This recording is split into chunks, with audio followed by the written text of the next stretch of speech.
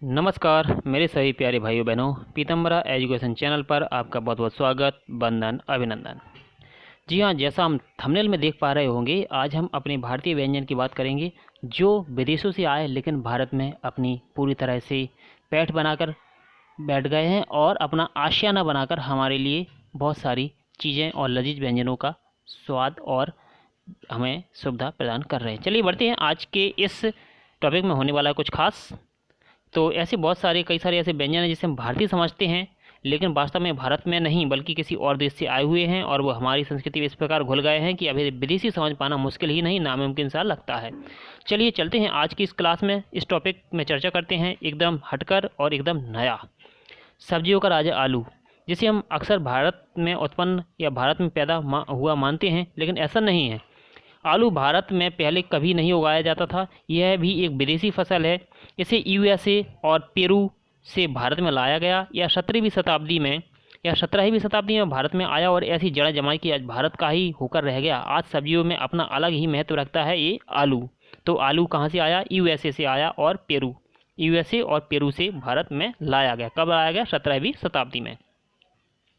अगला है सेब, टमाटर से लेकर शाही पनीर, हर सब्जी के साथ बड़े चाव से खाई जाने वाली नान भी भारतीय नहीं बल्कि यह ईरान और पर्शिया में खाए जाने वाले व्यंजन था। इसे भारत में कौन लेकर आए थे? मुगल लेकर आए थे। टमाटर की बात करते हैं। आपको जाना पहचाना गोल मटोल लाल लाल टमाटर, जी हाँ, यह हमारी रोज़ की दिनचर्या में ऐसे गुण घुल मिल गया है मानो इसका जन्म ही हमारे घर में हुआ हो। लेकिन नहीं, यह आपको आश्चर्य होगा जानकर कि यह 17वीं शताब्दी में स्पेन से भारत आया था। कहाँ से आया था? स्पेन से भारत आया था 17वीं शताब्दी में और यहाँ का होकर यह रह गया क्योंकि भारतीयों ने इसे इतना प्यार दिया कि उनकी हर रोज़ की खाद्य सामग्री में ही ये शामिल हो गया, जैसे सलाद, सब्जी आदि। आपको पता चल गया होगा कि टमाटर स्पेन की देन है। जी हाँ, आती है बिरयानी, हर पार्टी और दावत की शान समझी जाने वाली बिरयानी, ये भी दगाबाज निकली।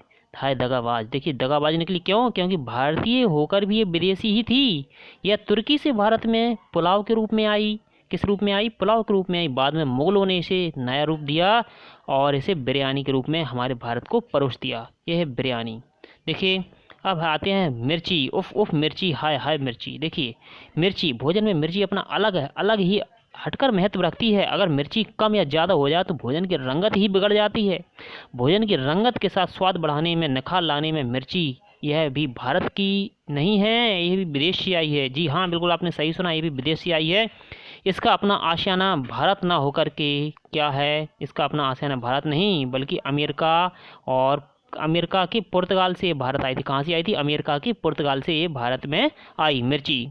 जी, अब आते हैं मिठाई पर। देखिए थोड़ी मिर्ची लग गई है तो मीठा पे आना चाहिए, जरूरी है ना।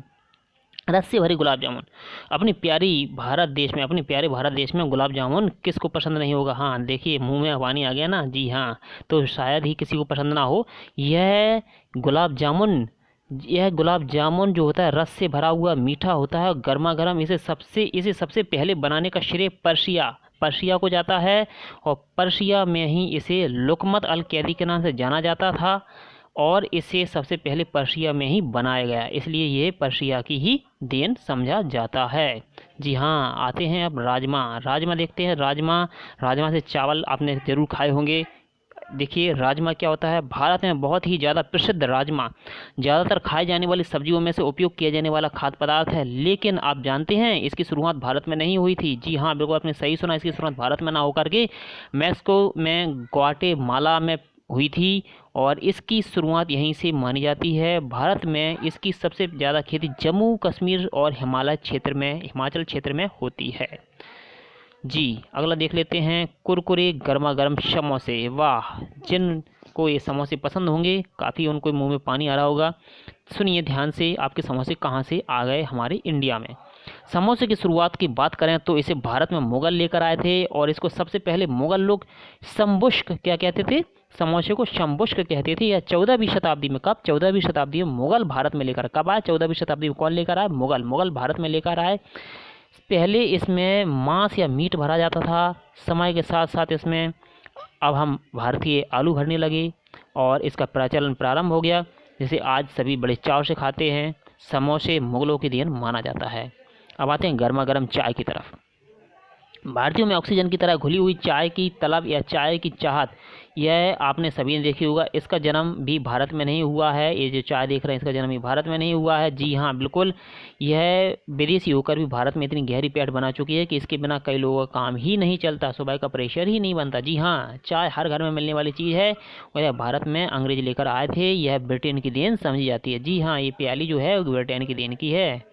देखिए, अब देखिए, बस 2 मिनट और मैगी तैयार। आपने बहुत ऐड सुना होगा। जी हाँ, मैगी की बात करते हैं। मैगी आप चाहे बचपन के हो या अथवा 55 के हों, बचपन में हो या 55 में हो, बचपन से लेकर 55 तक सभी को मैगी बहुत पसंद आती है। लेकिन क्या आपको पता है, यह मैगी भारतीय ना होकर फिर भी फिरंगी निकली। फिरंगी अर्थात विदेशी निकली। विदेशी मतलब है कि इसका जन्म भारत में नहीं हुआ था। इसका जन्म 1872 में हुआ था, जर्मनी में। कहाँ हुआ था मैगी की शुरुआत? जर्मनी में हुई 1872 में। वहाँ इसे जूलियस मैगी के नाम से जाना जाता। जूलियस मैगी, यहाँ ये गलती से मैगी लिखा हुआ है, मैगी है। जूलियस मैगी के नाम से जाना जाता था।